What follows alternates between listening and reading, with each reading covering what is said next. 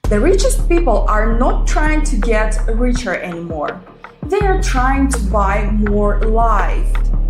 And here's how they are doing it. Freezing their bodies, freezing their heads, planning to come back after death. Not in theory. Right now, people are already planning their second life. Because the real status today, it's not what you own. It's how long you stay alive, how long you stay young. In this video, I will show you what the richest people are actually doing to extend their lives, how real this already is, and why it's becoming the most powerful status symbol on Earth.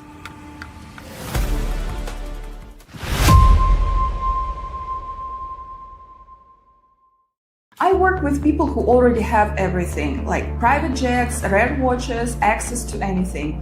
And I started noticing something strange. They are losing interest in things. Status is no longer what you own, it's what you are. Your body, your energy, your lifespan. 10 years ago, rich man can be out of shape, just drive Ferrari, have Patek Philippe, and he would be already present a high status power. Today, rich person can simply drive the basic car, but if you are in your 50s and you look like an athlete, this is status. Because at that level, money is not impressive anymore. Anyone can spend money, not anyone can control time. So billionaires moved to the one thing which still cannot be copied. Living longer, staying younger, refusing to decline. But what they are doing to get there, it's where it feels uncomfortable. Right now, at the highest level, longevity is not a trend, it's an obsession. People always wanted to live longer. That's not new. What's new is how far they're willing to go. This is not about supplements, not about vitamins. It's about pushing the limits of the human body. The richest people in the world are investing billions not into luxury lifestyle, but into one idea. Not dying. It's not one technology, it's not one lab, it's not even one direction. There are multiple approaches right now, different strategies, different bets, all trying to solve the same problem. And if you are sitting here and thinking immortality is impossible, I get it. It sounds insane. But here is the problem. Science already proved that something like immortality exists. We just don't know how to get it. There is a creature on this planet that already solved this problem. Turritopsis dohrnii. It's jellyfish, which doesn't just live longer, it literally avoids death. When it gets old, it doesn't decline, it goes backwards, become young again, and it repeats the cycle, from young to old and back. So now we are not talking about theory anymore. We are talking about something that already works, just not for humans. And this changes everything, because if it exists, then it's not a fantasy, it's a limitation, and limitation can be broken. So what people are actually doing to break it? So if something like this already exists, but we don't know how to get it yet, what do? You wait. And this is where it gets a bit disturbing. There are companies right now that offers you a deal. You die and they don't bury you, they don't cremate you, they keep you. Companies like Alcor Life Extension Foundation or Tomorrow Biostasis, what they do, it's very simple. Right after death, they pump your body with special fluids to stop damage. Then they freeze you at extremely low temperatures. It costs around $200,000 for your full body, or cheaper if you preserve only head. Yes, just the head, because the idea is simple. If your brain is preserved, maybe one day they can rebuild the rest.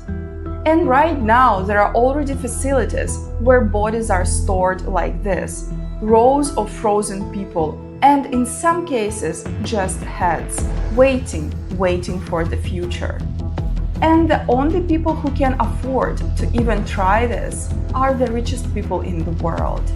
There are many controversy around it that it's maybe just fake promising that it's not going to happen. But there are big investors who is not investing blindly, and this business financed very well. If you think people who freeze their bodies are just crazy and no one takes them seriously, you're wrong. There are already lawyers working on this because a new problem is coming. What happens to your money while you are dead but planning to come back? These people don't want to wake up broke. They want to wake up rich with their assets still there. So now lawyers are starting to build a new rules how to protect wealth for someone who isn't alive but also not fully gone. And that's changed everything. There are many billionaires who is investing in different technologies. So someone is obsessed with the studying of this immortal jellyfish. So someone is obsessed about how to transfer your consciousness after a death to the iCloud. Scientists are working on growing organs in labs, replacing damaged parts, resetting cells back to the young stage. Companies like Altos Labs are putting billions into this. The idea is not to heal you. The idea is to rebuild you from parts. From cells, from scratch. But there are people who is obsessed not only with the immortality, but also wants to look younger forever. There are people today who completely obsessed with staying young. Not just healthy, not just fit. Their entire life is built around this. Everything is controlled, everything is measured, everything is optimized. Even athletes like Cristiano Ronaldo structure their entire life around performance and recovery. But even that is not that extreme, because one person took this idea much further. Brayan Jonson. He didn't just optimize his life, he turned it into a system. His goal is simple: to have the body of an 18-year-old. Not just how he looks, everything. His organs, his blood, his brain, his biological age. Brayan Jonson spends around $2 million every year on this. And he has a team of more than 30 doctors monitoring him constantly. So this is not a lifestyle, this is an operation. His house is basically a lab. His day is controlled down to a minute. Same food, same schedule, same sleep, every single day. Brayan Jonson tracks everything: blood markers, organs, brain activity, sleep quality. He doesn't ask himself what he feels like doing. He follows the data. At this point, he removed being a human from the process. And then it gets strange. At one point, he started injecting himself with his son's blood. He made a full plasma transfusion from his teenage son. They even turned it into a 3-generation experiment. Son to Brayan, Brayan to his father. Brayan Jonson runs constant procedures, treatment, tasting, adjustment, over and over again. According to Brayan Jonson, his body is aging slower. Some of his biomarkers are younger than his real age. So in his mind, this is working. This is what happens when someone has enough money and decides not to accept aging. It's fascinating, it's interesting to watch, and I would call him more like a biohacker. But he's of course have a lot of side effects. And his life looks creepy, sometimes. This is also a brand. It's content, it's visibility, it's a business. And because of that, it doesn't feel like the real game. So if you really want to understand what's going on, you have to look somewhere else.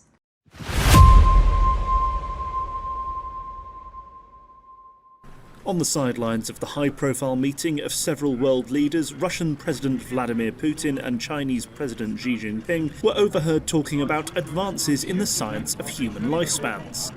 The brief exchange was caught during a live news video feed of Xi and Putin as they walked with North Korean leader Kim Jong-un.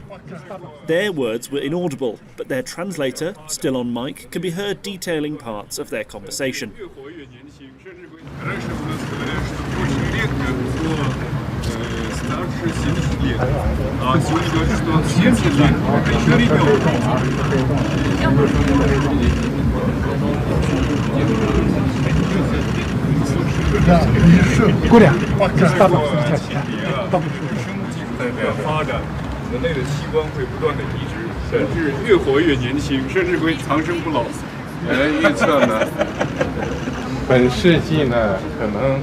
Okay, this is my photo in Moscow in a private penthouse in Moscow city. This penthouse was provided by Russian oligarch for the meeting of longevity community. It's a private meeting for scientists, investors, where people are exchanging their opinions and the latest researches, all talking about one thing: how to extend a life. These serious scientists with amazing education, with amazing background, and investors with amazing bunch of money are really bothered by these things, and they are continuously doing researches about it. It gets uncomfortable because once people in power start thinking about this, even as an idea, you realize what's really at stake. So why it's so terrifying? You know, they don't want to live like 300 years old somewhere in the small house next to the lake and take care of the garden.